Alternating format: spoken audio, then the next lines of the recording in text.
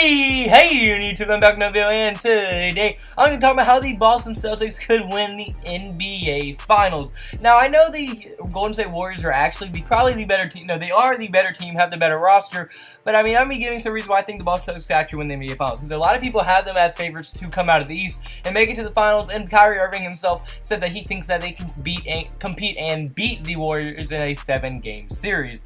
And now, I mean, Golden State is the better team, but I think for the first time in a long time, a team out of the East actually does have a chance to win and make some noise in the NBA Finals. Because, I mean, let's be honest, over the past couple of years, we all either knew the Warriors out of the West or the Rockets out of the West, or someone out of the West is going to win the NBA Finals every year. We pretty much knew that, but now this year there's actually some competition in the East. Philly, Toronto, Boston, a lot of competition out there now, so I mean, it'll be nice to see how that works out, and I really am kind of cool to see. But yeah, without further ado, without rambling on too much, let's get right into this video. Alright, so my first reason for this video is going to be their more experience. Now, what I mean by this is last year, obviously, they were extremely young. They're probably their third best player on the team last year was Jason Tatum, and he was a rookie, and they did have players like Jaylen Brown, Terry Rozier, Marcus Smart, and a lot of other players that were very young, but were huge pieces of their team. But now with them all being a year older, they're going to develop even more. But I mean, not only were they young and they're like the rookie wise, or just like young player wise, but also it was pretty much all of their stars first years playing together. Jason Tatum, obviously rookie, first year playing with any of them.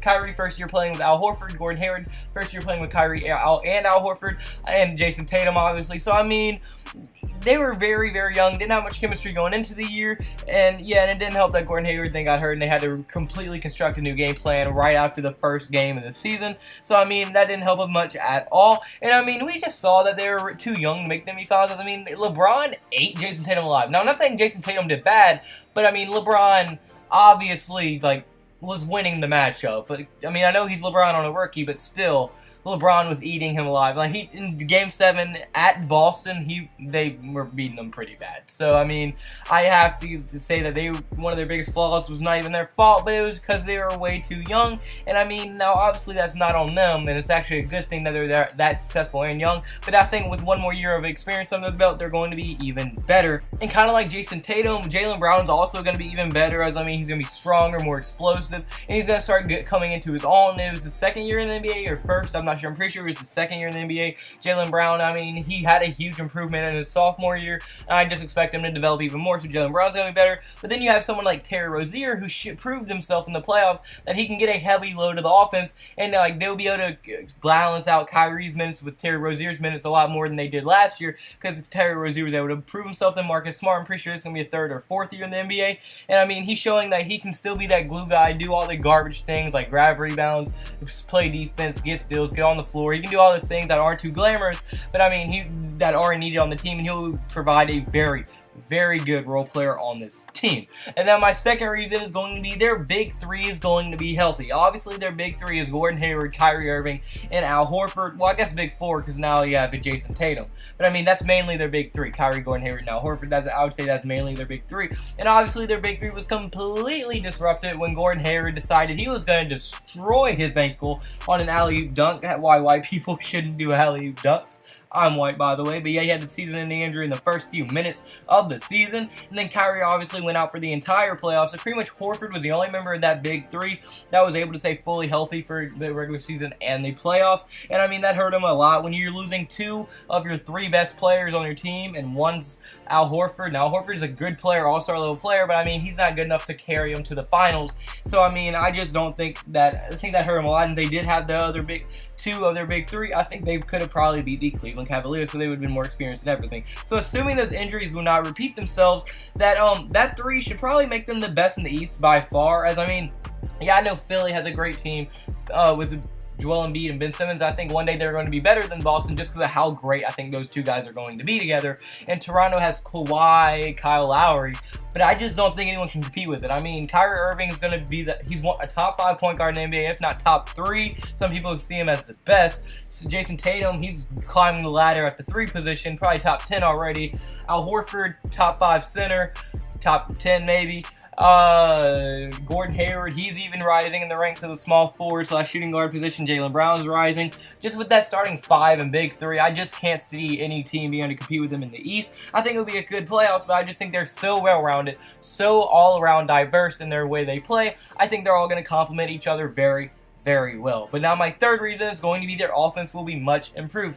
Now last year their offense was ranked below average, but a big part of that was obviously because Kyrie was kind of on and off with that knee injury, and Gordon Hayward ended up leaving in the first game of the season, so that didn't help. But I mean, Gordon Hayward is actually going to be able to improve their offense by a lot. I think it's going to absolutely skyrocket. Gordon Hayward is one of the best shooters / scorers in the NBA right now, at least when he was with his last year with the Jazz. He was able to average 21 points per game, 3.5 assists per game, and 5.4 rebounds per game, and he shot 40% from the 3. I mean, he's extremely efficient, can score the ball at will, gets his teammates involved, plus grabs rebounds. So, I mean, he does everything that you need out of a scorer, and he is definitely going to be able to bring you that good scoring. So, I mean, when you're getting back a 20-point-per-game scorer that you didn't have last year, the offense is going to be a lot better. And then, like I said, Tatum and Brown's offense will probably also improve. Kyrie Irving with his healthy knee, he's going to improve. Al Horford, I don't know how he's going to go. I'm going to kind of want to see how that's going to work out. But then, obviously, their bench is going to give them some good scoring. So, all around, I think their offense is going to go way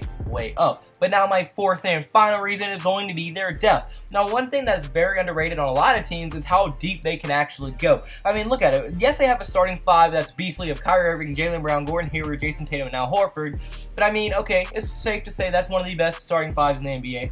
But then you look at their bench. It is not as good, but it is a very good bench, as they have players like Terry Rozier, Marcus Smart, Marcus Morris, Daniel Theis, and Aaron Baines. That's pretty much a starting 5 off of their bench. Like when Atlanta and Brooklyn were very bad last year, I'm pretty sure all 5 of them would have ended up starting. Maybe not Terry Rozier because they had Dennis Schroeder, but I mean, Brooklyn, since D'Angelo Russell was injured a lot, I would say all 5 of them would start last year for Brooklyn. So, I mean, no, not center. You know, I'm not getting into all that, but yeah, just know that they pretty much have a starting 5 off of their bench, which is very nice. When you have 5 or 6 starting caliber players coming off of your bench, you're going to be very successful because you can rest your big star talent and just your starting 5 in general. You can rest them a lot more than you would if you didn't have a very nice bench. And we can kind of see with that OKC improved their bench this year, but I mean, in past years, Russell Westbrook, Kevin Durant, Carmelo Anthony, and Paul George had to play very heavy minutes due to their lack of a bench. So, I mean, it does hurt not having a bench. So, when you're a great team, have a great starting 5 plus a great bench,